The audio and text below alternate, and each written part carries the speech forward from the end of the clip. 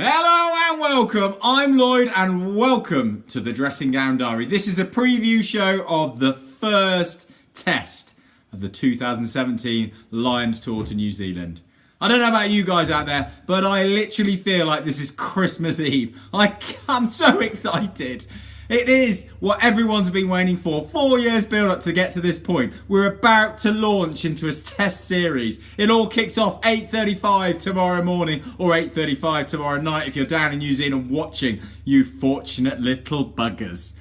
So there's so much to cover off. Let's start off quickly by looking at the games from Saturday and Tuesday. Again, the Saturday side performed incredibly strongly. Real unity, real drive and determination.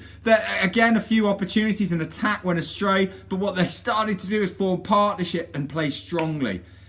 It was all, the gauntlet was thrown down for the Tuesday time, the midweek team. Can you back that up? Can you finally gel as a unit? Can you show us the attacking threat? And boy, did they. Suddenly, lines of attack were coming from everywhere. The back three were phenomenal, two of which have now made it into the test side. But we'll talk more on that in a moment. What are we seeing from this Lions team, though? The way they've developed over the build-up to the preparation games, if you want to call them.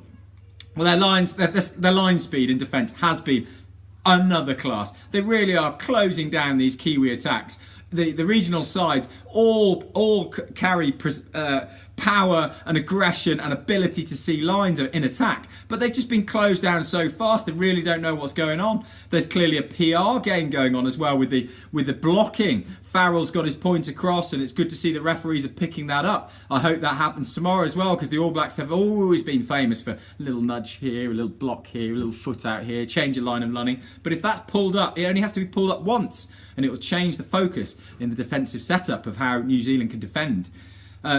What else have I liked seeing? We've started to see some lines of attack. Liam Williams, his angles, and this is why he's got the spot at 15 for Saturday. He really showed aggression and picked his lines. He's got an ability to sidestep. And what Gatland's done as well, you know, let's just look at the starting lineup for the test team. And where do I think he's gone wrong, or how do I think it's gone well? Well, I think that the front row, realistically, Vunipola and Jack McGrath, it's probably a 50-50, and it might be 60-40 in favour of Vunipola, but they're both very, very strong players. The same can be said for Ken Owens, who's off the bench, with Jamie George starting. Interestingly, it's his first ever start in a Lions shirt.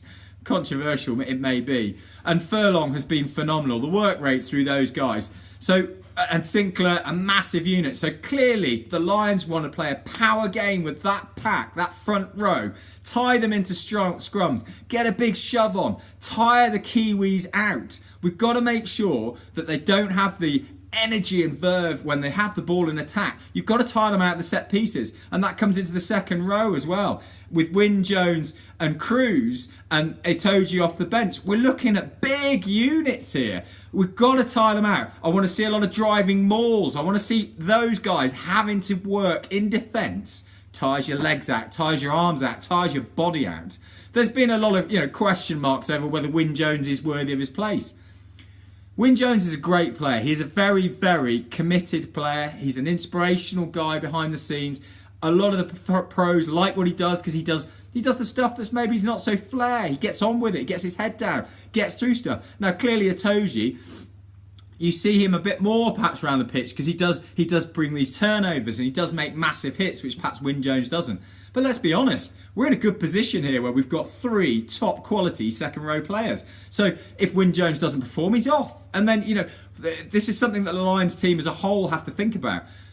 Traditionally, something like 9-10 players are used in addition to the 23 from the first squad to the last game. So any player who's not picked still has an opportunity. You cannot have a squad that's divided. They've got to be able to suck it up, deal with the situation of not being selected and perform for the team. If that means carrying the water bottles, if it means holding the tackle bags, that is what you've got to do. It's what Ian McGeechan talks about. The best ever line for him is Jason Lennon. He wasn't picked for the first test and he sat down to the guys and said, right, what do you need me to do to be the best that you can?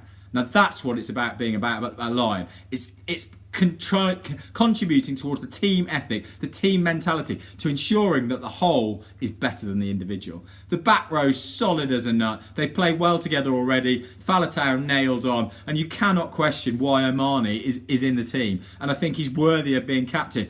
Those of the Dressing Gown Diaries fans know that I'm Welsh. I'm a big fan of Sam Warburton, but he's not worthy of his starting lineup. Sean O'Brien has been awesome. You move into the halfbacks. Conor Murray nailed on. Absolutely, his box kicking has been spot on, and that will be a weapon that the Lions look to exploit. Farrell, if he's fit, such a competitor. He will be on the game line. He'll be looking to smash Barra early doors if he can. Teo at 12, a very strong selection with Jonathan Davis, and the reason those two are there, he's opened up the back three. Gatland is confident that he's got a very strong midfield that won't leak, but also will create holes that the back three of such energetic and fast-running players can exploit. This is where I didn't think Gatland would go. They are going to look to play the ball, and with Liam Williams at fullback and then the English pair of Elliot Daly and Watson, we have got gas in that backfield. I hope if New Zealand kick loosely and we counter, we've got real opportunities. So the Kiwi side, I'm not going to talk too much about them. Why bother? The only big change, they haven't got the bus on, but they've got a good player on the wing. He's only had the second cap. But we're up against the world champions. They haven't lost in Eden Park since '94. They haven't lost at home since 2009. It's really as stacked against the Lions to even get close. With commentators today coming out predicting Lions wins, really? It's a big, big ask. I mean, the markets are offering a handicap with the Lions of 15 points. Do I think we can squeeze it?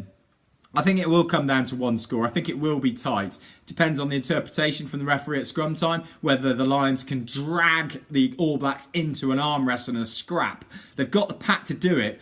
Have they got the nous to be able to get on with the game and tie New Zealand into a game they don't want to play? New Zealand are awesome. They're the best team in the world when it comes to loose play. If we play loose, we will be punished. We'll concede tries. The line speed and structured play has been so good, it's suffocating. Can we get New Zealand nervous? It's certainly set up that way. It's going to be phenomenal. I'm so excited. I hope you enjoy the match. We'll catch you on the other side.